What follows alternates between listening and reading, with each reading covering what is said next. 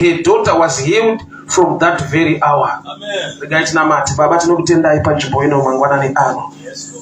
Ridudzirwe muupenyu wedu sekuda kwenyu. Nyasha dzenyu dziwanike mukati mevanhu Mwari. Chingwa chiwanikwe pasi petafura. Vanhu vadye zvakaringana muupenyu hwavo muzita raJesu. Amen. Ndonganya yandaverenga yatinoziva vazhinji. It's a common story in the Bible.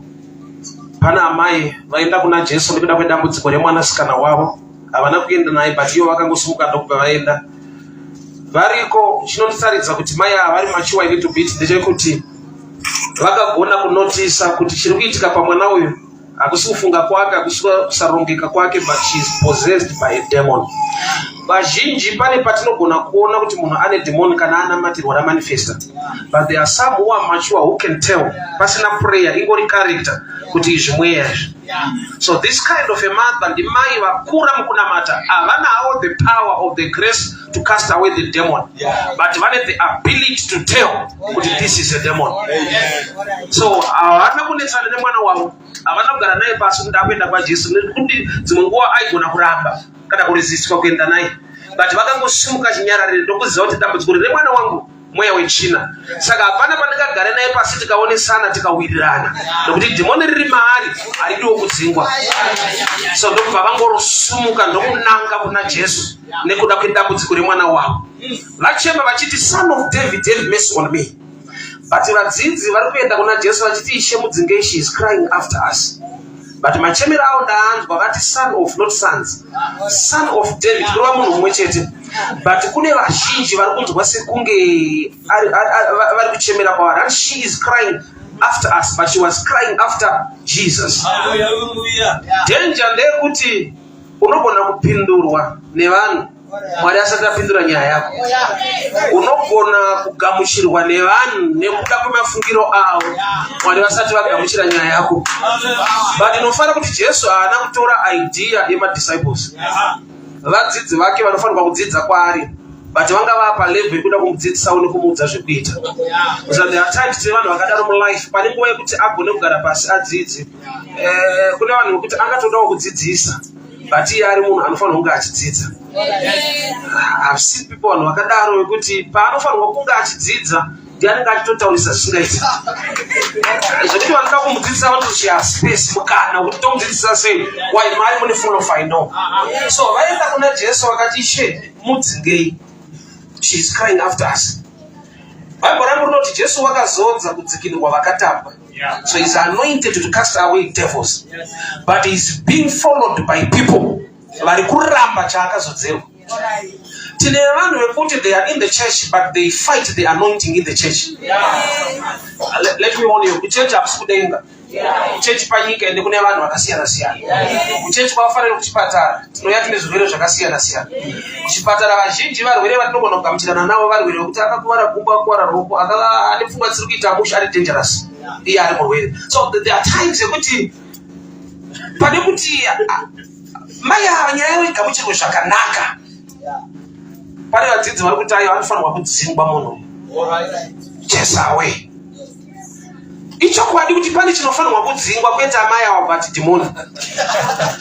Saka vanhu vakasavawo nemweya wekunzvera vakashayiwa simba raMwari vanodzingana.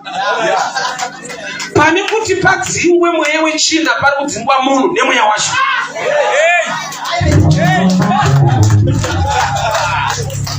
I don't blame the match. But Jesus said, I will make you fishers of men. I will make you. So that's him making process.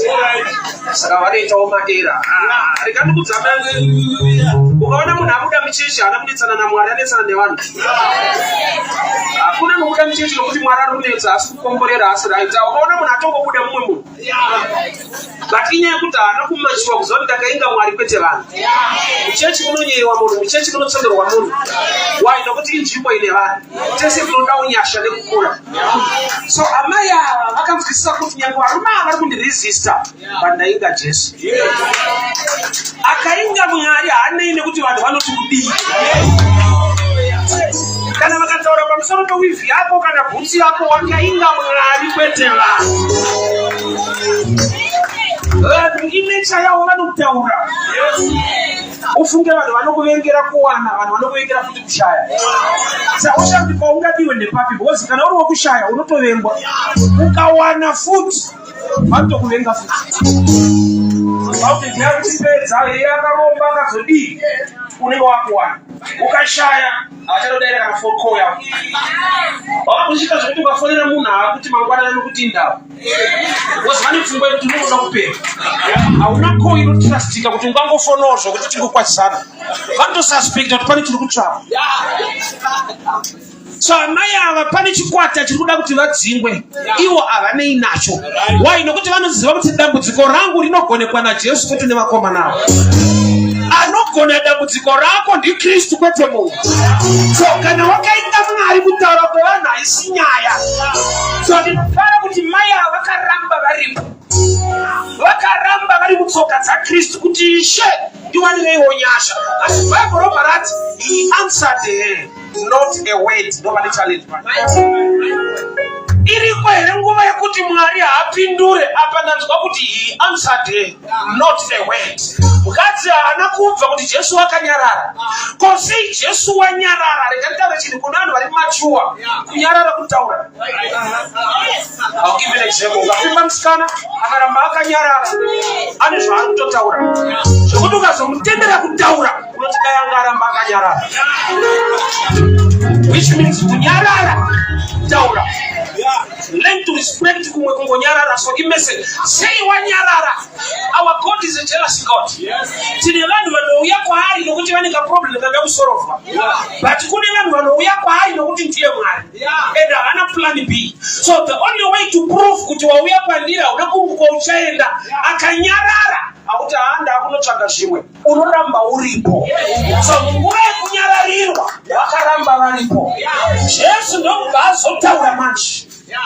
Anotaura kuvanhu vanoramba varipo. Kureva kuti akanyarara ukaenda haachataura newe. But akanyarara ukaramba uripo haramba akanyarara nokuti waramba uripo. Usati ukanamata zvinesema sikufamba kuti handa kukutsvaka ndakukusiruka ndakati wese waunona achitida chii chatopinda iwe. Chinhu wanje asingachinje iBhaibheri raishandisa. Kurati ari kungozvexposa kuti harinyepi bandine nhau. The word is the same. Jesu ndobvati ndakatuma bedzi kumakwayere kwaIsraeri akarasika. Pakutaurwa rudzi panapa iye she's a Canaanite haasi kuqualify. Ndopaifanirwa kuti so ndauya wrong time. Regai ndiende kana wadumukana wazouya ndozodzoka. But amai ava vakaramba varipo nokuti vane chavakaunderstanda. Chii chiri kuunderstandwa? He is looking for worshippers. Kureva kuti the real identity yemunhu ari kutsvakwa naMwari haisi language yekuti Israel or a Canaanite, but a worshipper. So chii chaakaita zvanzi wakauya akatopfugama mutsoka dzake. Kureva kuti ari kuti type yamunoda ndoiziva. Munoda vanhu vanokunamatai nekukurumbidzai. Amai ava dambudziko risati rasorovhwa, but vakuunderstanda kuti I need to worship him even in the midst of trouble. Ndaiona Daniel mambo wauya mangwanani kulast day. Vashedza kuti Daniel iye ndokubva ataura achiti mambo raramai nekusingaperi. Haana kuti ndiburitse ndozvirumbidzana ndabuda.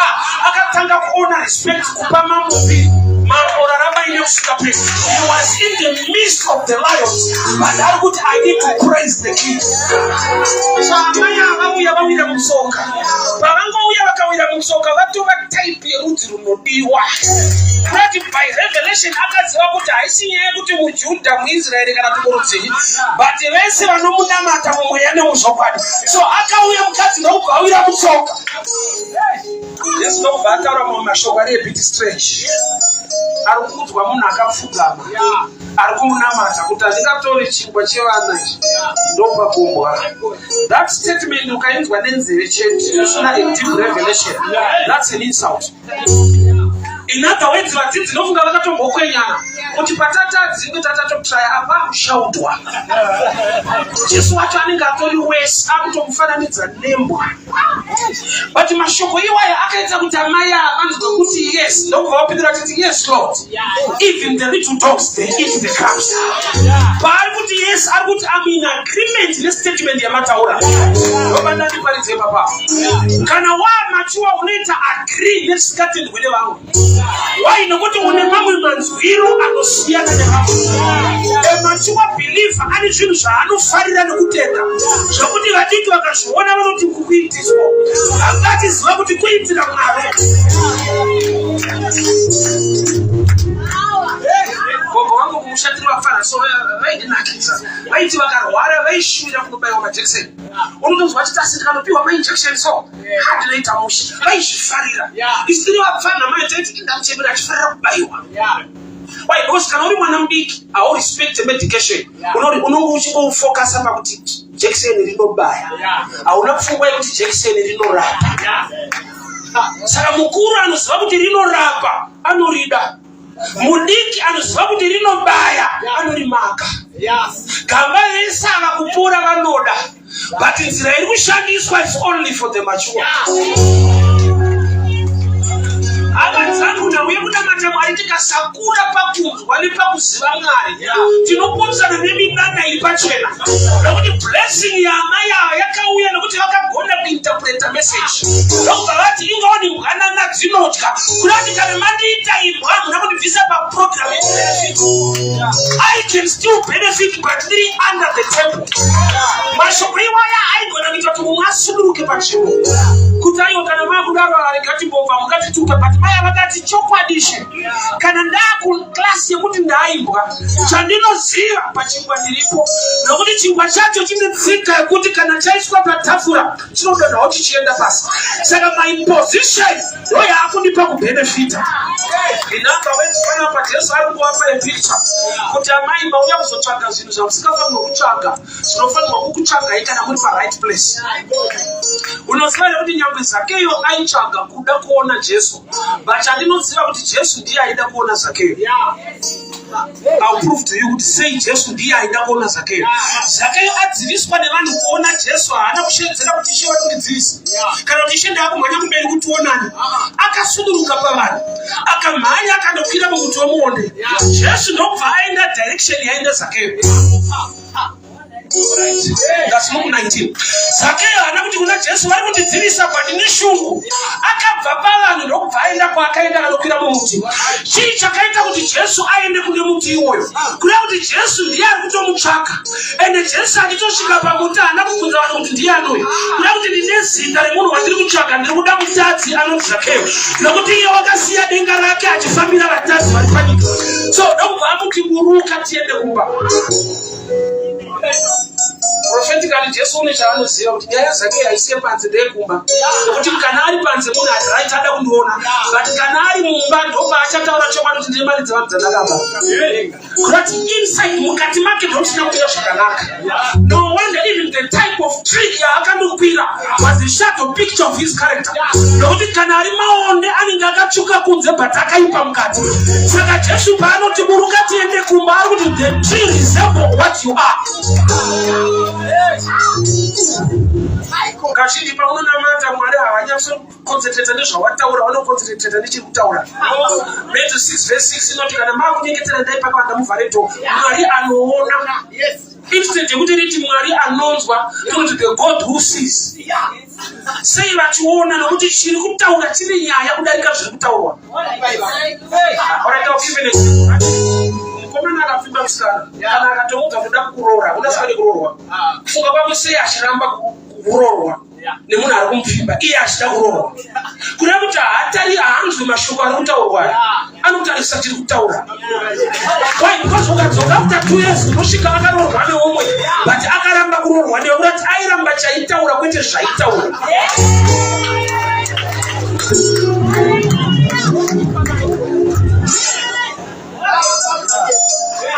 So maya akauya kuzokumbira zvisingakumbirwe. Kune zvinhu zviri kutsvagwa nevanhu zvakadesignwa naMwari kutsvaga vanhu vari pa-right place. Zvinhu zvaunoti Mwari ndipei hazvisi muklasi yezvinhu zvinopiwa vanhu. Zviri muklasi yezvinhu zvakapiwa vanhu vanenge vari panzvimbo yavanofanirwa kusangana nazvo.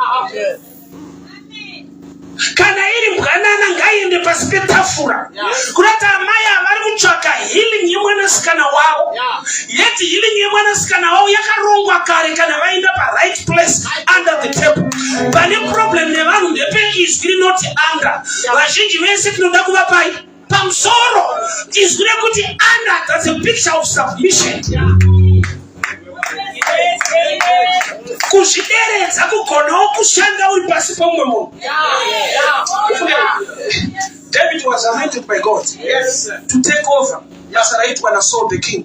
But chakatanga kuitwa na David and Zonzo wakaenda kunoseva under Saul asisina Zonzo. Bible kuti vainoridza madhimoni ari kubata Saul achienda ari kuridza wacho ana anointing iye kurula but ari kuenda kunoseva under this.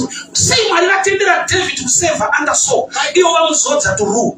Pane chiri kunzi naMwari nyangwe zodzo uinaro but matters ekuita rule in the state you need experience and knowledge.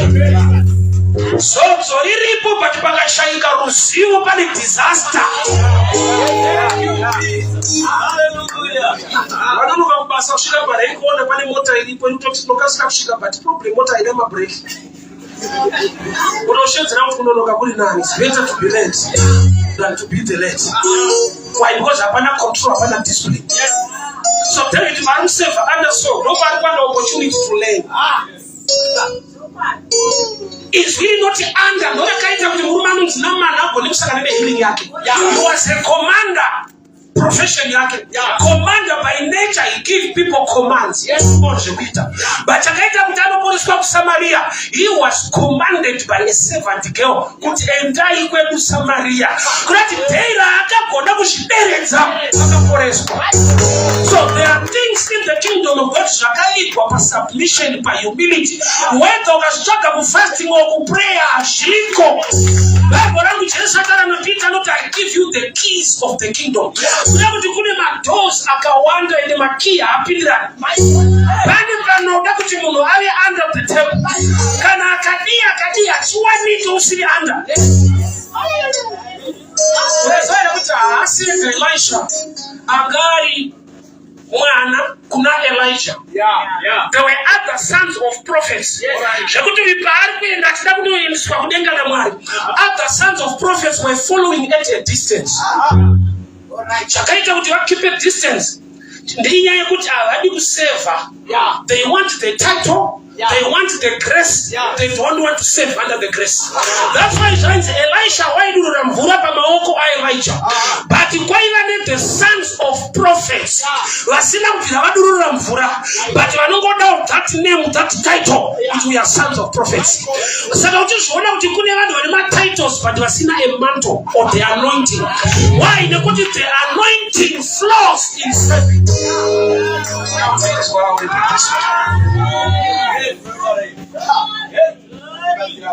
Elisha ndiyo akawana the mantle yakadona kuna Elijah. Chikonzero nekuti vaifamba vese uyu paakasimudzwa uyu akaenda mudenga uyu akasara pasi a mantle of fear. Ucheka una kudonha kune vamwe vari kuteera at a distance. Wakadonha kumunhu anga achifamba nemunhu waMwari achiseva. Vazhinji vedu we don't want to save, we just want the grace.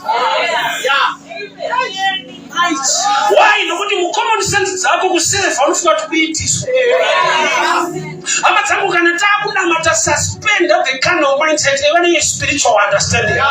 Romans 12:2, you know, your mind must be renewed by the way. Shoko ngari kuudze kuti kuitira Mwari akusukuruza. Mukadzi weSamaria akakupirwa mvura naJesu ndokubva aramba. Jesu ndokubva atange kuadvertisa yainayo. Kuti manje ini ndine mvura menyu. Kurati Jesu anowanzeta zvinhu nyota nemvura yacho. Akanyimwa mvura ndanga kutaura yake type yemvura yainayo. Kurati yanga itori opportunity yekuti ugone kumupawo yako isina basa. Kuti akupe yake iri very effective. Unotsvaya kuti Mwari zvavanoda kuti tivaitire hazvina nyaya selectari zvavanoda kutiitira. Rekadukudze kadhiri karipo pese patinoenda kuti we lift you higher. Hakuna kwavanosumuka Mwari nokuti vagere pahighest. Kadhiri kekuti isusu tisumuke. Hakuna munhu anosumudza Mwari. But paunoti tinokusimudzai, unoonekwa chitotsvaga kusimudzwawo. Let's be real ndizvo. Hakuna sefa yaunoitira Mwari, anoramba ari Mwari the same yesterday, today, forever. But you can ruminza you change. Because it's like you what are so bad in but we just change your pay. Because long people should be able to be under to save or to submit to make grace and favor. Let's say you submit. So kuna chinja kutuma ndo kashitaka. Kwa mwana afisina. Chimosacho akabikwa kwa. Unofana kumali bakashika pa kutibira mu mtsitsi. Adam vaina yemkate. Pasina Satan pasina demon. But mwali bakashika pa kutibira mu mtsitsi. Ndo bakata kuti it is not good. Iya ina mwali. Bakuda maswi kuti azvina kunaka. Munana mwali fanya zvingazi azvina kunaka. She is not good for a man to be alone. Yet they were two, God and Adam. But mwali ndo vati ushota mu. Saka azvina kunaka. Iwe uina mwali. Mwali wanokutira tsitsa una munhu.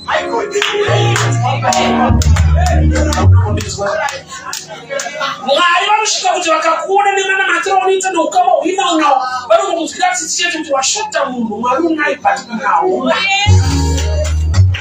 Why? Nokuti chinonzi munhu imhinduro. Imwe answer yaunoda munhu chaiye. Mwari vakasvika pakunzwa tsitsi kuti hazvina kunaka kuti munhu ave ega. Panotoda mumwe munhu mubatsiri wake. Zvoda kuti kune imwe help isiri from above. Inofanirwa kuwanika on the ground. So zvazvinoita mwashi zvenge zvaakuda the spirit to submit, to appreciate the grace and the anointing dzakaiswa naMwari pavanhu vari panyika. Chechinzwe amai ava chavari kuda chinowanikwa pasi petafura, zvekuti ivo vakaenda pasi petafura havana need yekuti ndiri kukumbirawo. There is a system, kune simba rinonzi gravity rinokonzera kudonha kwezvinhu pamusoro zvichienda pazasi. Kureva kuti haisi nyaya yepower kana kuzvitsvaka, but when you are rightly positioned chingwa chinokuwana pasi papa.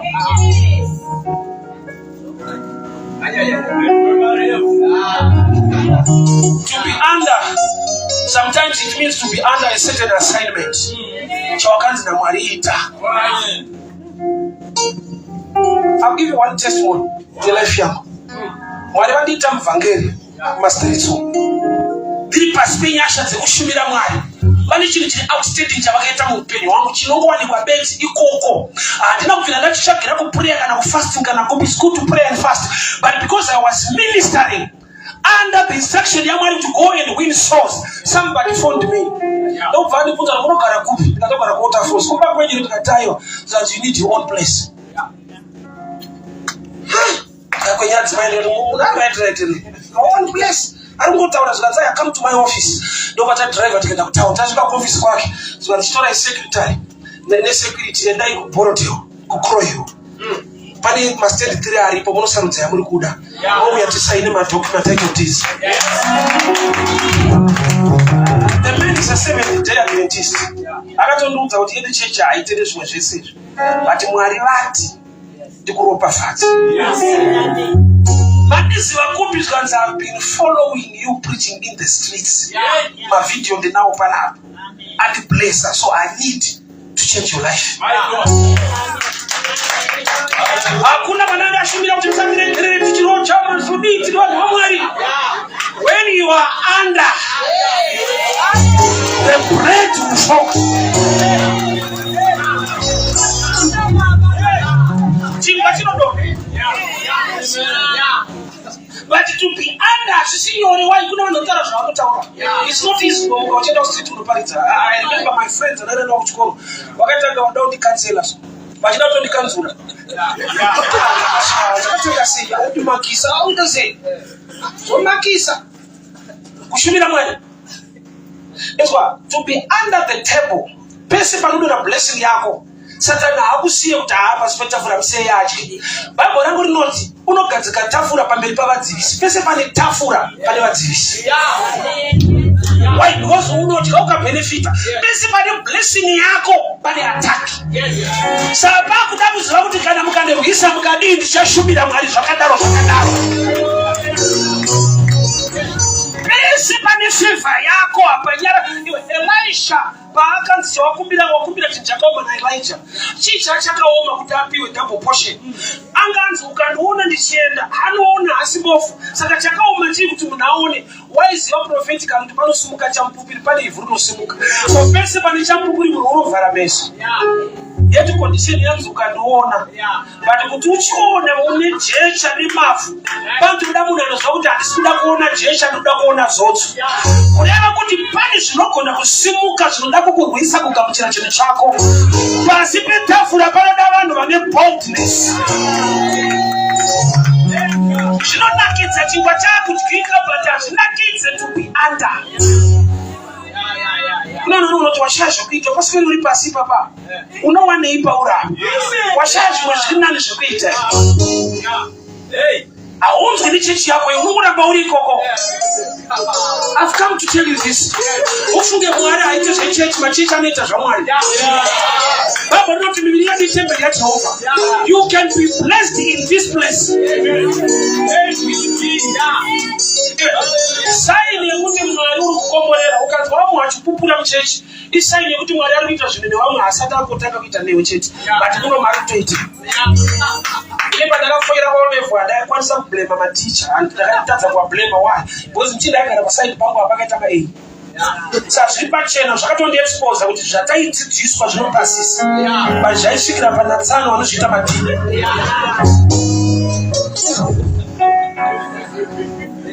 Blessing yako iri available iripo. Vamwe vari kudya pasi petafura pauri uchisitafa. Why uri kuconcentrate nevadzivisi? Nokuti pese pane tafura kuti vadzivisi vanenge varipo.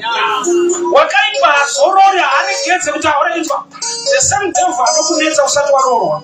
Ukarorwa hambopeta maoko kuti arorwa musiyei. Anopenya madhimoni anonetsa vanhu vari kuona. So the more God blesses you, the more you must seek Him. Pese pane elevation, pane favor, uri kuexposwa mune imwe attack another level. Saka chiona ukada kuva president, unofana kuti uva bold. Why? Because haumbodiwa nemunhu wese. Une vanhu vanokuvenga zvisingaite. Position yaunoda yakanakisa ine ruvengo rwakanyanya. Yoskara udati vanhu vanotodiwa ungatungamirire. Why? Nokuti kana uri kansela hauninde mapodcast. Unotofura kuti kansela mo ilowa level. Kana wakumusoro pandoda kufuti. Kwa isaini kuti position ya wava ine ruvengo rwakanyanya.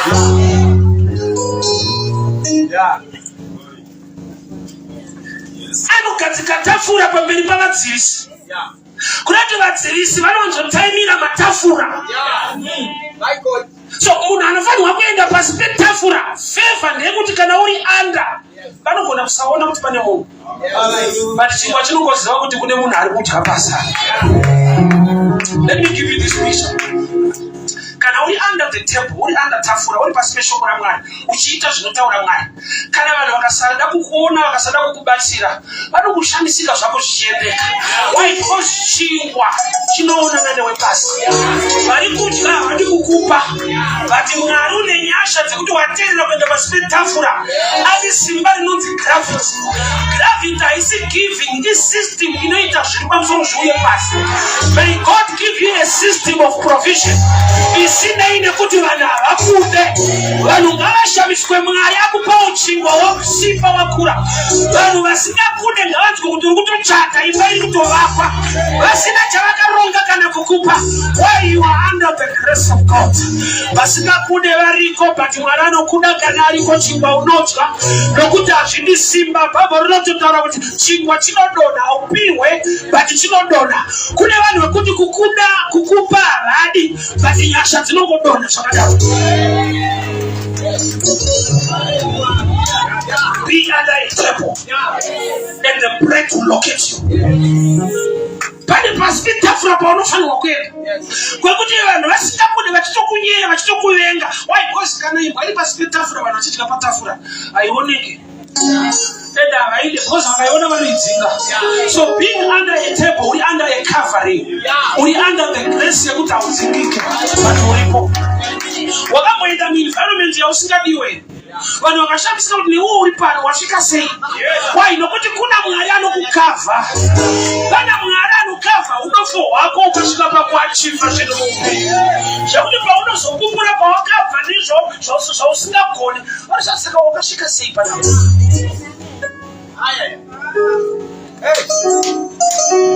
About 4 months ago, I'm in Israel.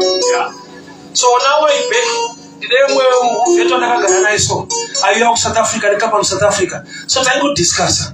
Don't want to put a trip. I don't say why I say no. I'm a street preacher. Harare. Papa street preacher. Not for it. I just not the how come? Waka travel for almost 8 days. Work Israel. Street preacher. How come? Under a table of grace. Paspenya ashaze kuti zvinodhura. But zvinoiti wasina mari namwari. Why? Nokuti vhangeri redu riri more expensive than anything else. Kune nyasha dzinodarika in amount. Kune kwekuti Mwari vakakuwanika nyasha pasi petafura. Unosangana nedzimwe shaka nokuti vari kudya chingwa pana vachikadona. Nyangwe vari vafufu vari kudya the same thing. Kuda kuti ava masimbiro avo ndo masimbiro ako. Hausi pa level rao but munofanana. Hauna kufunda saiwo but munovaka saiwo. Aiwa hauna kuchenjera saiwo but une zvinhu zvinenge zvavo. Why? Because you are partaking the same bread.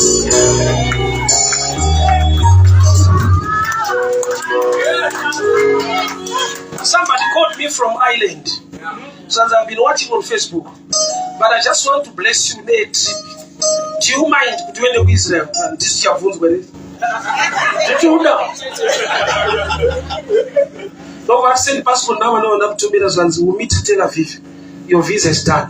Yes. As a no power, you don't want to be able. Easy, that also.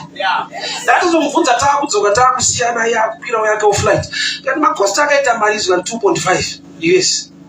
Wow! Street preacher. Street bill with 2.5. She was a good over spectacular. What's our one? Somebody on me, you're going to abandon the Honorable Del Mario. How much look you would write it? But the chief was a good and the spectacular. I don't know if I understand in two drunken on top in the car. While I was out, you deserve a trip one day to refresh with the summer.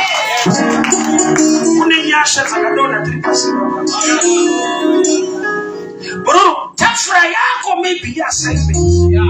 Why? Because principle only under a certain system, you receive blessing from the same system. Ukawapa special kwa Mwari, Mwari wakashirira shoko lao. Alizokere kwa wali sina kuzadzikisa, shawari tumira.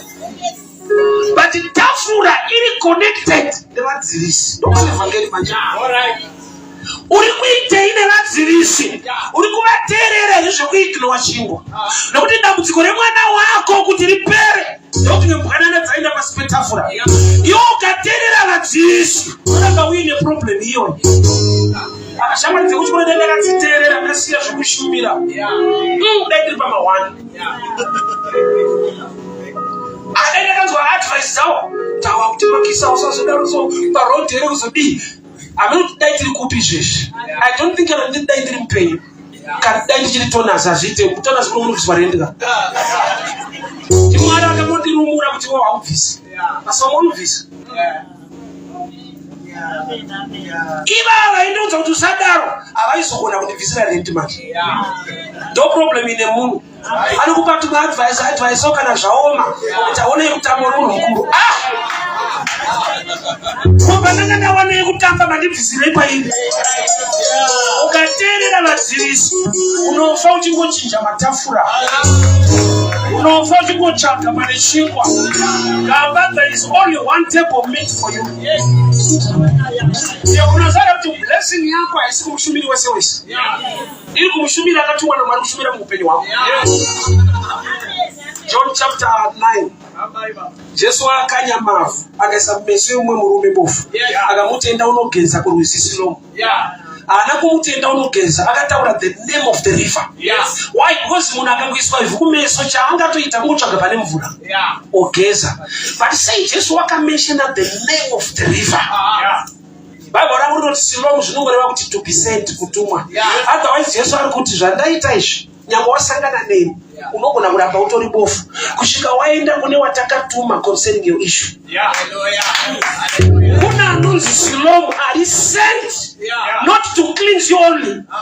Ayo but kutirane blindness yako. Hallelujah. Ziva area ine nyasha dzako nokuti kuenda chirizi kuti uzoti area ndo ine nyasha ine vadzivisi. Iyo ukaona usikasangana na Satana zvinokuti una matasiri zvinokuti muenda same direction. Saka musakasangana. Ukanyatsoenda direction iri opposite the devil afare. Ukaita chine breakthrough ne blessing mu life mako anyemwerere.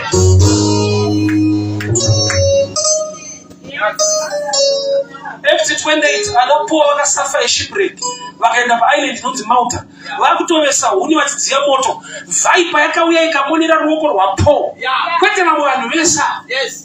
Why? Because he was on a mission to preach the gospel.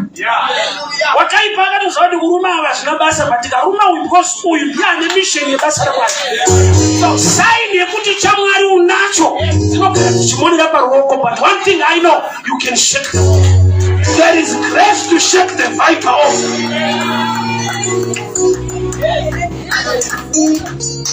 Tafura iri connected nevadzivisi. Chese chawada kuita chakanaka chine blessing yako achayo vanhu vanongokomenta so. Beware of good people who are not godly. Kune vanhu vari right but vasina Mwari. Vanotaura zviri right but zvisina umwari. Not right. But vasinganzi Mwari zvachose. Pese pane shoko raMwari panotoda maturity. Vanhu vachema murenje kuti mutirurumwa nenyoka Mozisi taura naMwari abvise nyoka. Mozisi anonamata kuna Mwari, Mwari ndobva amutigadzira imwe. Baba munhu anonzwa Mwari ane problem. Hanzwe vanhu anonzwa Mwari. So dzimwe nguva zvinodiwa naMwari zvinopesana nezvinoda vanhu. Vanhu vachitaurira Mwari abvise nyoka, Mwari ndobva ati kuna Mozisi gadzira imwe.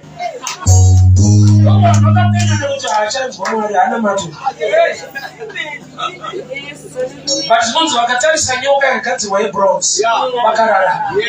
But ndatoone picture chiri kuvanetsa inyoka chaakupa ruponeso imwe nyoka. Pane pekuti problem inogona kufanana, I mean solution ine painofanana neproblem. Vakutoda kumachuwa kuzva kuti inenge hayo problem but isolution.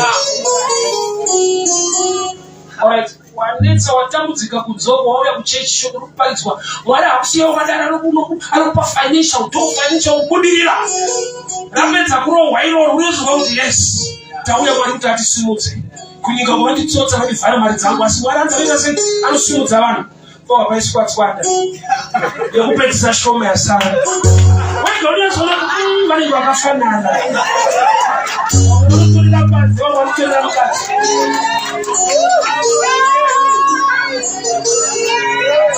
Solution pane painotokufanana neproblem. Panotoda maturity kuziva kuti aya zvinenge zvakafanana but hazvina. Ndo zvakapa Jesu kuti ati kune mbavha tikuenda kudenga. Ndakati ndamunamata wembavha wanzwika ipapo. Prayer request yetsotsi pacross zvatikuenda kudenga. Isiri kuchema dzimwe nyaya but kunonoka. Makune mbavha yakanzi kudenga nhasi chaiyo. Chii chakagonekwa nembavha chatisina. Mbavha yanga iri pasame sentence naJesu vakavererwa vese. But akagona kuona ushe kuti Ishe kana makuya mumambo yenyu mundirangarire. Kuti akaona kugona kwaMwari kunyasha dzaMwari munhu ane problems yake. Aupe prayer request ka munhu ane problems yake. Unoda wari nani? But mbavha iri pacross yakaudza mumwe wari pacross kuti Ishe akaramba achiona ushe even in the thoughts, even in the nails. Akaramba achiona kuti tingaita takafanana but hatina. Because sometimes Mwari unovanza dzimwe nyasha zvekuti anokufananidza nemunhu anofanira kukubatsira. Zvamunomedzera kutobvunza kuti munhu watomubatsira. Pane zvapotswa nevazhinji zvokuti unogona kuti akatonamatira zvikaita iye ane yake problem yewani inenge yangu takafanana hakuna zvakadaro. Mwari ane tsika yekuvanza iwe help kumunhu anoita kari kunidhawo futi help. Saka Jesu akati maonera aya ndaada ekuti ndinenge iwewe pakurovererwa tese, but wanyazozoona kuti hatina kufanana.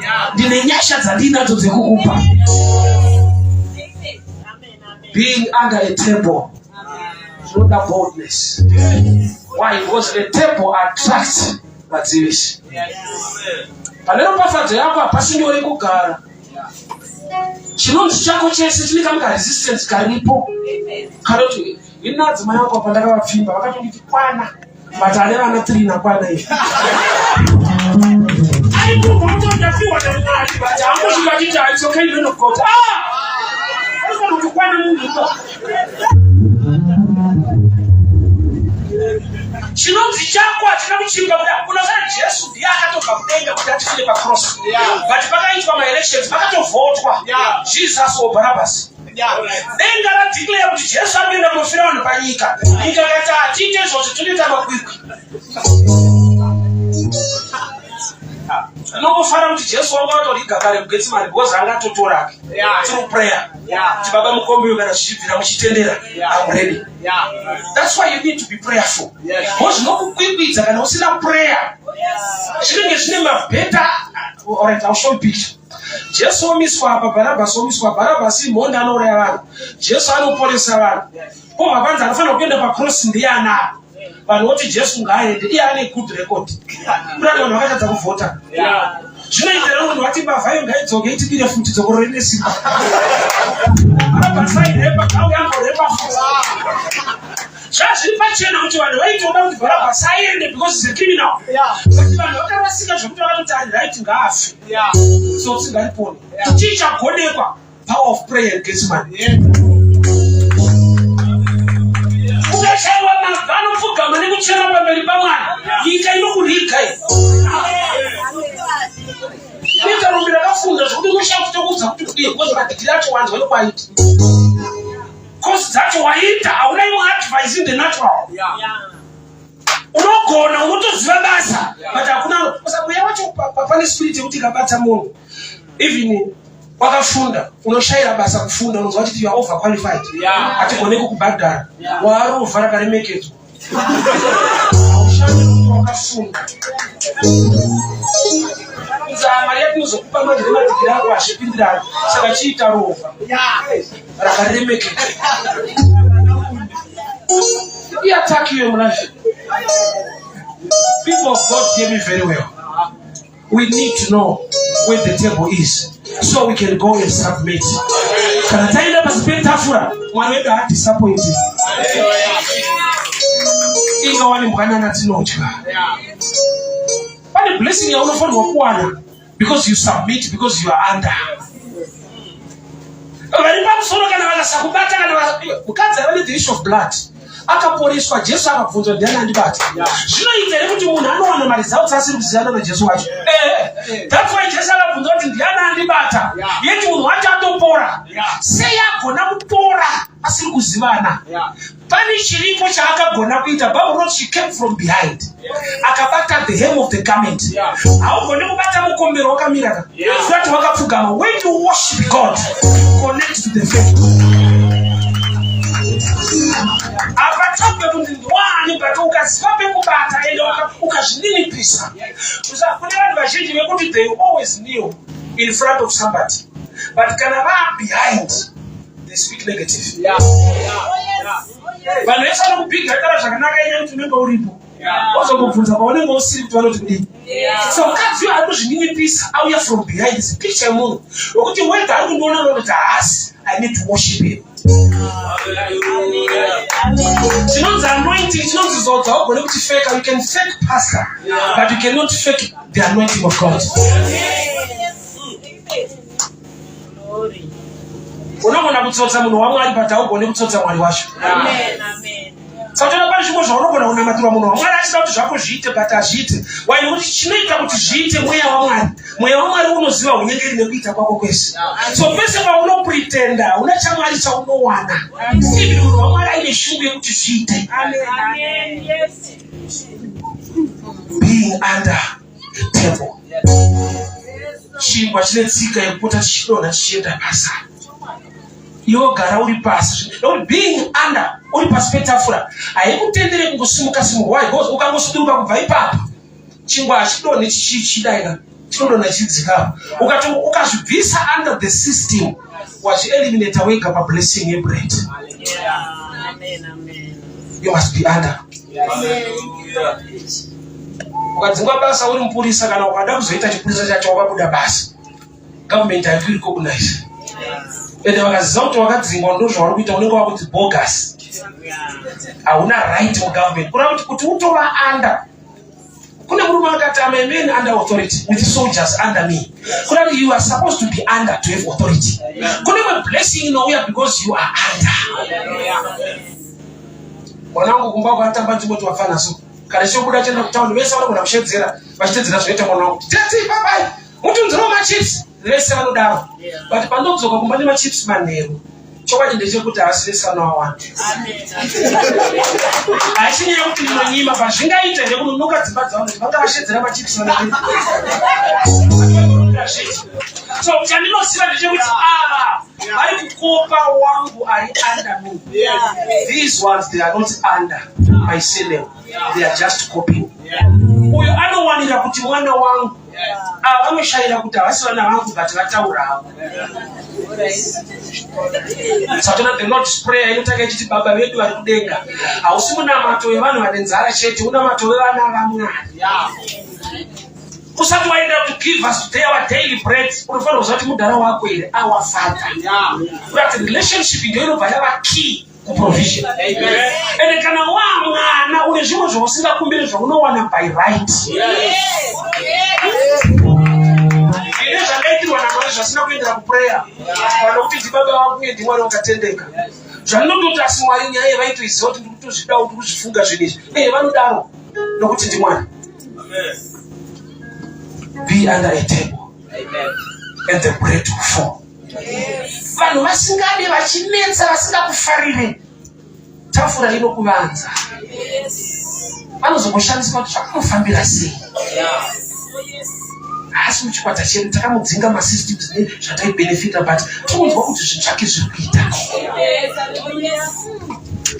Ndokuita kwaJehovha. Nokuti zviri kudyiwa patafura ndozvimwe chete zvinodyiwa futi pasi. Kana zvichisimbisa neari pasi anosimba zvakadaro. Kana vachiwanirwa nyasha newo unodziwanirwa uri ipapo. Usarwa nawo, usanetsa nawo kuda kuwapa position yenyu. Why? Because you are still benefiting the same bread. Tine zvaunochemera asi Mwari vari kuti there is a place to be. Be under a table and the bread will fall. Just don't forget to you are a woman of great faith. Ndosaka vadzidzi vangu vachiti mudzingei. Because imwe element yandakanotisa vadzidzi vaJesu chachine problem mavari. Kazhinji wainzwa Jesu achivabvunza kuti where is your faith? Kuti vanhu vasina faith vanowanzorwadziwa pakauya munhu ane great faith. Vadzidzi vaJesu vaiwanzobvunzwa naJesu pakaita problem. Jesu avaiti where is your faith? Kuti itype yanga isina faith. Saka pakauya mukadzi uyu ari kunzi you are a woman of great faith. Ndopakabva kurwadziwa naye kuti uyu ane chinhu chihombe chatisina isusu sevadzidzi. Resistance iyo even mubasa raMwari irimo. Vanhu vakadiscover kuti munhu ane imwe greater grace in a certain area. Vanofila kuti hazvifanirwi kuita kuti aite zvinhu panapa anozodai. Yet zviri kuitwa naMwari for the benefit of the ministry.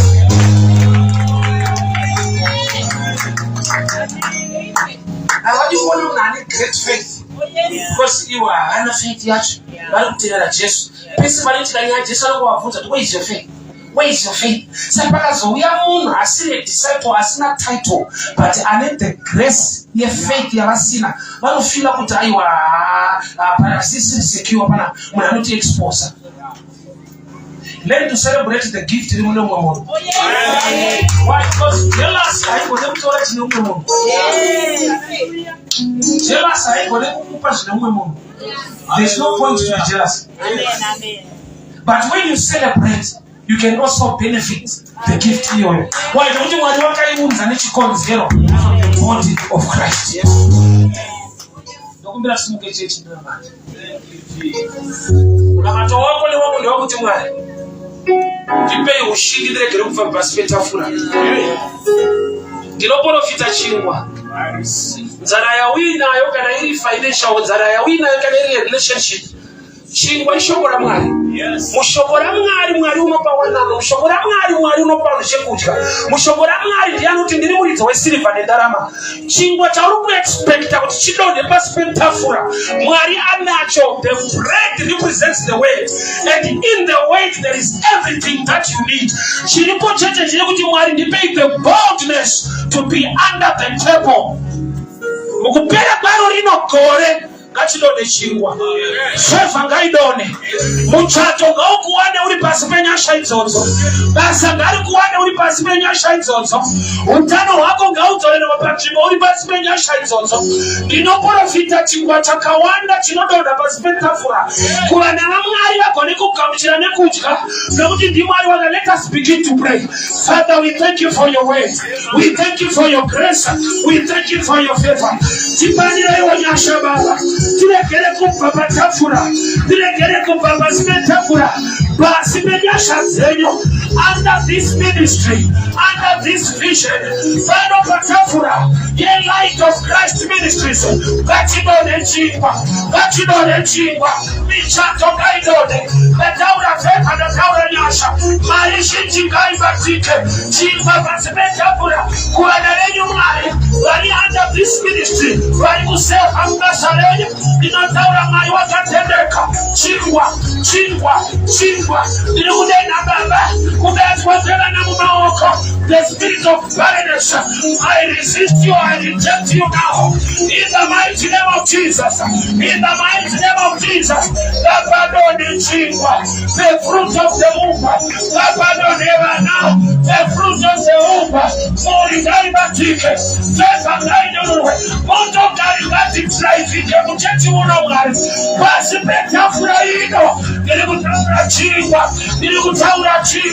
Ndikutaura chingwa pasi petafura kuwana venyu nokuti vanoramba vari pano nokuti vanoziva kuti Mwari muri pano. Ndiri ngefeva nenyasha masikati ano. In the name that is above every name, in the mighty name of Jesus, receive the bread, receive the blessing, receive favor. Yeketebo shataka mantelebo shiata ribaza tete marigataya montapaze kadalakiasa letata maikata mantobaradiasa ikadayande metabarano ligada katabayakiakaka santabarato letete marigataya leketelebosa. Every plan of the enemy may it be put to shame. Every negative voice be silenced in the mighty name of Jesus. Every evil altar catch fire. I decree favor, blessing upon your people. May the bread begin to fall. That you don't achieve. Anger is over. When it out of it, chingwa cha utano. That you don't ever chingwa cha wanano. Relationship yake Mwari. Inoprofita muchato. Spend yake Mwari. Imbangai wa kitu.